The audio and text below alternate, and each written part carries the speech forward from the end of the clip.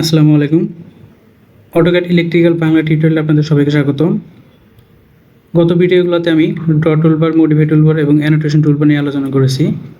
আমি বলেছিলাম draw toolbar এবং মডিফাই টুলবার এবং অ্যানোটেশন টুলবারের কাজ জানলে আমরা মোটামুটি লেয়ার ছাড়া মানে সিঙ্গেল লেয়ারে যে ড্রয়িংগুলো আছে সব ড্রয়িংগুলো আমরা করতে পারবো। এবং বলেছিলাম আমি একটা সিলিং ফ্যান ড্রয়িং করে দেখাবো কীভাবে একটা সিলিং ফ্যান ড্রয়িং করতে হয় অন্য কোনো টুলবারের সাহায্য ছাড়া, শুধুমাত্র ড্র টুলবার, মডিফাই টুলবার এবং অ্যানোটেশন টুলবারের সাহায্যে। অ্যানোটেশন টুলবার লাগবে না, আমাদের জাস্ট ড্র টুলবার এবং মডিফাই টুলবার দিয়ে আমরা হচ্ছে একটা সিলিং ফ্যান ড্রয়িং করে দেবো। তো আমি ড্রয়িং করে রাখছিলাম, এটা ডিলিট করে দিই। কাজ করে নিতে হবে, সেটা হচ্ছে এইখানকার ও স্ন্যাপ কার্সরটা এটা অন করে দিতে হবে। অন করে দিয়ে ভিতরে দেখতে হবে আমাদের কোনটা কোনটা অ্যাক্টিভ করা আছে, যেমন in point, mid point, centre. এগুলো হচ্ছে আমরা সেন্টার পয়েন্ট ধরে কাজ করতে চাইলে, মিড পয়েন্ট ধরে কাজ করতে চাইলে বা ইন পয়েন্ট ধরে কাজ করতে চাইলে এগুলো আমরা অ্যাক্টিভ করে দিতে হবে। আমাদের যখন যেটা প্রয়োজন সেটা আমরা অ্যাক্টিভ করে দিয়ে এখানে ক্লিক করলেই অ্যাক্টিভ ডিঅ্যাক্টিভেট হবে। টিক মার্ক থাকা মানে অ্যাক্টিভ, আর টিক মার্ক না থাকা মানে ডিঅ্যাক্টিভেট আছে। সো আমাদের mid point, in point, centre point হলে হবে আমাদের সিলিং ফ্যান ড্রয়িং করার জন্য। তিনটা আছে। এরপর হচ্ছে আমরা এখান থেকে জাস্ট ক্লিক করে এটা অন করে দিব। এখন এখানে নীল কালার আসছে মানে এটা অন আছে। সো এটুকু কাজ করে নিয়ে তারপরে আমরা হচ্ছে ড্রয়িং চলে যাব। প্রথমে হচ্ছে আমরা একটা সার্কেল নিব,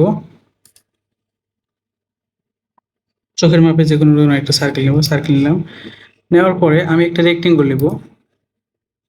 রেক্টেঙ্গলটা এখানে নেই, জাস্ট চোখের মাপে একটা ফ্যানের পাখা নেব, সেই কারণে আমি সেভাবে নিতেছি। নিলাম। এরপর হচ্ছে আমি একটা আর্ক নিব, জাস্ট এখানে ফ্যানের এখানে বাঁকা করার জন্য। আমি এইখান থেকে মিড পয়েন্ট হচ্ছে আমি এখানে দিয়ে দিলাম। কারণ বাকিগুলো হচ্ছে আমি ট্রিম করে নিব।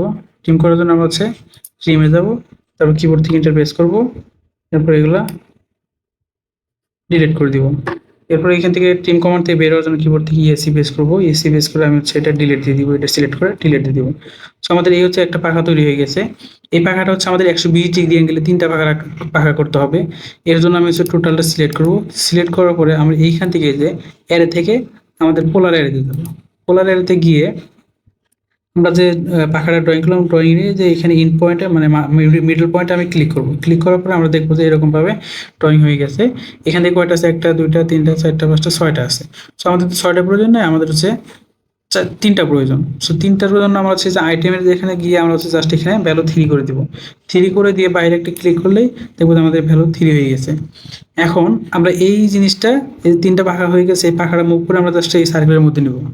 সার্কেলের মধ্যে নেওয়ার জন্য আমাদের কিবোর্ড থেকে এই যে এয়ারে ক্লিক করা আছে, এটা হচ্ছে বেরোর জন্য আমাদের কিবোর্ড থেকে এসি বেস করবে। এসি বেস করে আমাদের এটা সিলেক্ট করবে। এরপর হচ্ছে আমরা মুভ কমান্ড নিব। মুভ করার জন্য এই যে হোম পেজে গিয়ে মুভ কমান্ড নিব, তারপরে এটা সিলেক্ট করে এখান থেকে মিডল পয়েন্টে নিয়ে সার্কেলের যে মিডল পয়েন্টে আমরা হচ্ছে রেখে দিব। সার্কেলের মিডল পয়েন্টে রেখে দিব।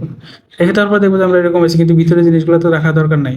সো এর জন্য আমাদের হচ্ছে প্রথমে এটাকে ভাঙতে হবে। ভাঙার জন্য আমি বলছিলাম এক্সপ্লোড কমান্ড ইউজ করতে হবে। আমাদের এক্সপ্লোড কমান্ড হচ্ছে মডিফাই টুলবারের এক্সপ্লোড আছে এখানে। সো এক্সপ্লোড করার জন্য প্রথমে আমাদের এটা ক্লিক করে আমাদের হোম পেজে যাবো। এরপরে মডিফাই এক্সপ্লোরে ক্লিক করলে আমাদের হচ্ছে সবগুলো ভেঙে গেছে। এখন একটা একটা করে সিলেক্ট করা যাচ্ছে। সো এক্সপ্লোড হয়ে গেছে। এখন আমরা চাইলে এইখান থেকে হচ্ছে ট্রিম করতে পারবো। ট্রিম, তারপর হচ্ছে কিবোর্ড থেকে ইন্টারপ্রেস করব। এরপর এখান থেকে একবারে এইভাবে সিলেক্ট করে আমরা হচ্ছে ডিলিট দিয়ে দিতে পারি। ওকে, যেগুলো ডিলিট হবে না সেগুলো হচ্ছে কিবোর্ড থেকে ইএসসি বেস করে বের হয়ে গিয়ে আমরা সেইভাবে এখন কিবোর্ড থেকে ডিলিট প্রেস করে ডিলিট হয়ে যাবে। সো এইভাবে আমাদের একটা সিলিং ফ্যান ড্রয়িং করা হয়ে গেল। আমরা দেখতে পারলাম তো কত সহজেই শুধুমাত্র ড্র টুলবার এবং মডিফাই টুলবারের সাহায্যে আমরা একটা সিলিং ফ্যান ড্র করতে পারি। সো পরবর্তীতে আরও ভালো ভালো কিছু ড্রয়িং নিয়ে আসবো ইনশাল্লাহ। কোথাও না বুঝলে অবশ্যই কমেন্ট সেকশনে বলবেন, আমি আরো ক্লিয়ার করার চেষ্টা করবো ইনশাল্লাহ। তো ঠিক আছে, আজকে এই পর্যন্তই। ধন্যবাদ, ভালো থাকবেন।